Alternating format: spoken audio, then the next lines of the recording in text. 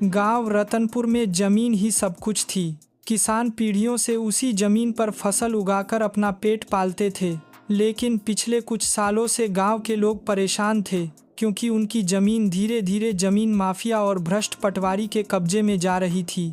गांव का एक किसान रामलाल यादव रोज पटवारी के चक्कर काटता था। उसने कहा, बाबूजी, मेरी जमीन के कागज आप लोग बदलकर किसी और के नाम क्यों कर रहे हैं? मैंने तो पूरा टैक्स दिया है। पटवारी हंसते हुए बोला, रामलाल, अगर तू चाहता है कि तेरी जमीन तेरे नाम रहे तो हमें 5,000 रुपये दे, वरना तेरे खेत पर बड़े बड़े बिल्डर दावा करेंगे। रामलाल का खून खौल गया, लेकिन गरीब किसान के पास इतने पैसे कहाँ से आते? इसी बीच गांव में नई डीएम प्रियंका मिश्रा की पोस्टिंग हुई। प्रियंका अपनी ईमानदारी और कड़क फैसलों के लिए जानी जाती थीं। रामलाल और कुछ किसानों ने हिम्मत करके डीएम से मिलने का फैसला किया। वे सब जिला कचहरी पहुंचे और रो रो कर अपनी परेशानी सुनाई। रामलाल ने कहा, मैडम, हमारी ज़मीन हमारी माँ जैसी है, लेकिन पटवारी और तहसील के लोग पैसे लेकर उसे माफियाओं को बेच रहे हैं।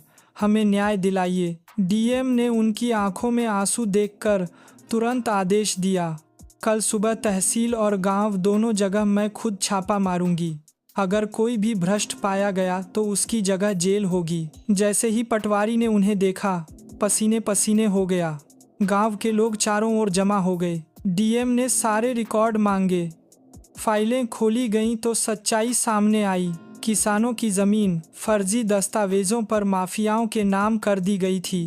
टैक्स की रसीदें फाड़कर नई रसीदें बनाई गई थीं। गांव की 50 एकड़ ज़मीन गुपचुप तरीके से बेच दी गई थी। डीएम प्रियंका ने गुस्से से कहा, यह ज़मीन किसानों की है और इसे बेचने का कोई हक किसी को नहीं। आज से यह खेल खत्म। गांव वालों ने पहली बार राहत की सांस ली, लेकिन असली लड़ाई अभी बाकी थी। गांव में हलचल मच गई।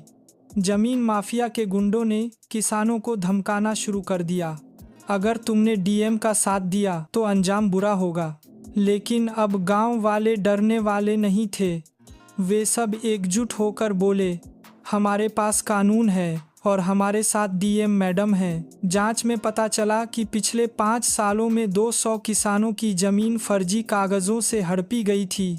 डीएम ने सबके सामने ऐलान किया, जिन किसानों की जमीन छीनी गई है उन्हें तुरंत वापस मिलेगी और जिन माफियाओं ने कब्जा किया है उनकी संपत्ति जब्त की जाएगी।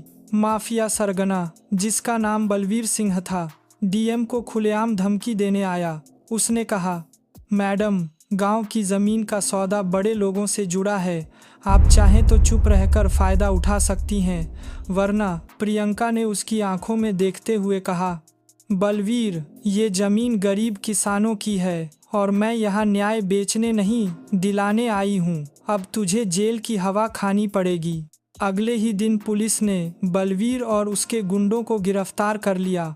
पूरा गांव तालियां बजाने लगा। रामलाल की आंखों में आंसू थे। उसने डीएम से कहा, मैडम, आपने हमें हमारी माँ लौटा दी।